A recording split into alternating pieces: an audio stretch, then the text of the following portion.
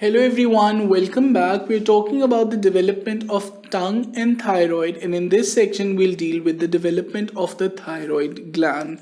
This section has been divided into two subsections. In the first, we'll deal with the development of thyroid, as we'll see what embryological structures give rise to the adult thyroid gland. In the second section, we'll talk about the various cellular components of the thyroid gland and what are their embryological origins and their adult functions. So, the thyroid in itself, it develops from an endodermal diverticulum. So it is an endodermal structure developing from an endodermal diverticulum. This is the diverticulum. This is the site of the diverticulum being formed from the endoderm of the gut and helps in the formation of the adult thyroid. The endodermal diverticulum is known as the thyroglossal duct. This is the thyroglossal duct, and it is formed in the floor of the primitive pharynx. So the endoderm of the primitive pharynx, it gives rise to a diverticulum known as the thyroglossal duct, which gives rise to adult thyroid gland. The site of formation of the thyroglossal duct in the adults is marked by foramen cecum. So foramen cecum, that actually lies in the midpoint between the junction of anterior 2/3 of the tongue and the posterior 1/3 of the tongue, is the site of development of a thyroglossal duct in the embryo. So neural crest cells, they also migrate and help in this developing thyroid gland and help in the formation of the parafollicular cells or C cells of the thyroid. So referring again to this diagram, we have this is the developing embryo. This is the site, this is the thyroglossal duct, which is being formed as an endodermal diverticulum from the floor of the primitive pharynx, and this is the developing thyroid gland. This site will be marked as foramen cecum in the human adults.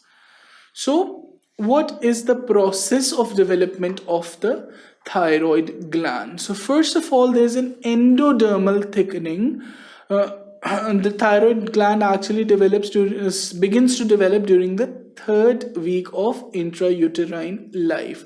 So the endodermal thickening, this is the endodermal thickening which occurs in the midline of the floor of the primitive pharynx between the tuberculum impar and the copula. So between the tuberculum impar and the copula, there is thickening of the primitive pharynx endoderm. This is the beginning of the process of thyroid formation. So after this thickening, it forms a small outpouching that lies below the surface to form a diverticulum, which is known as the thyroglossal duct. So here you can see the depression of endodermal thickening, and finally it forms a thyroglossal duct which tends to lie below the surface, forming a diverticulum. Now the duct, it grows downward and slightly forward. Here you can see the duct is growing downward and slightly forward, and then descends in front of the neck. It is descending in front of the neck. Here you can see it is descending in front of the neck. Now it passes in front of the hyoid bone. This is the hyoid bone, so it now passes in front of the hyoid bone. It also winds around the lower border of the hyoid bone. Here you can see it is winding around the lower border of the hyoid bone to become retrohyoid. That is, it comes to lie behind the hyoid bone. Now it descends below the hyoid bone. It is now descending below the hyoid bone with a slight inclination to one side, which is usually to the left side. So this duct comes to lie to the left side of the neck. Now 7th week of intrauterine life is going on. This duct reaches its definite position where its tip, now the tip of the duct becomes a solid mass and it soon bifurcates. So the tip now forms a solid mass of cells and undergoes bifurcation. Now, proliferation of cells of this bifid tip, here you can see that there's proliferation of cells in the bifid tip. It gives rise to two lobes. These are the two lobes. These, shown in the figure 6, are the two lobes of the two lateral lobes of the thyroid, which are connected to each other by isthmus of the gland. And this small lobe is the pyramidal lobe. It would be dealt in a little detail later. So the thyroglossal duct is the connecting link between the thyroid gland and the floor of the primitive pharynx. So it is the diverticulum that gave rise to the thyroid, and hence it forms a link between the thyroid and the developing and the primitive floor of the primitive pharynx. It gets obliterated and disappears. So this area, all of this thyroglossal duct, it obliterates and it disappears.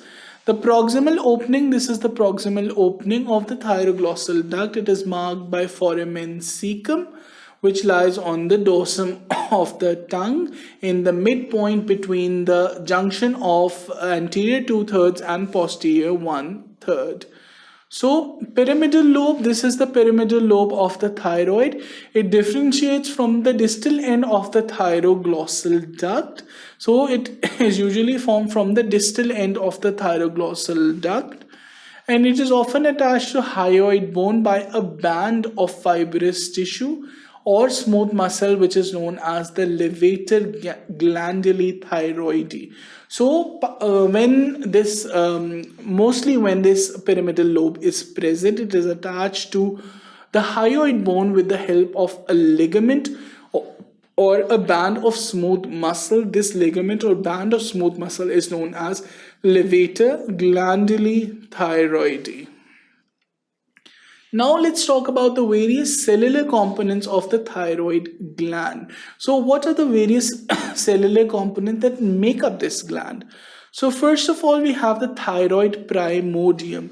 So this is the thyroid primordium, which consists of the endodermal cells, solid mass of endodermal cells.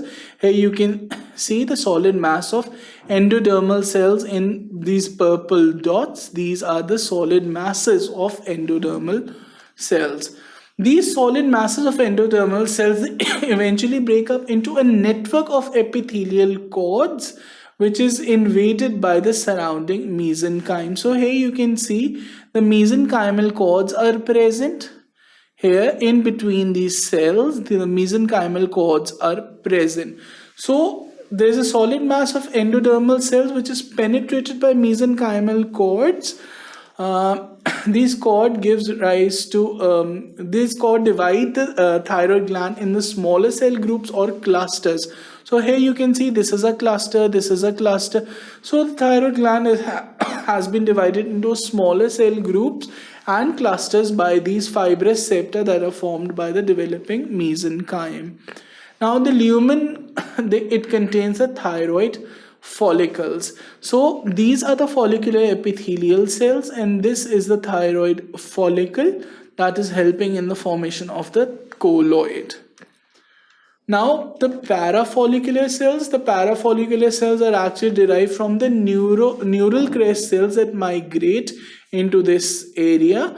They are migrating in the caudal pharyngeal complex, and from there into the thyroid.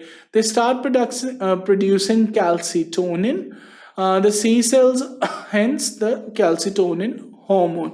So these are the parafollicular cells, the parathyroid cells, which are responsible for the production of calcitonin.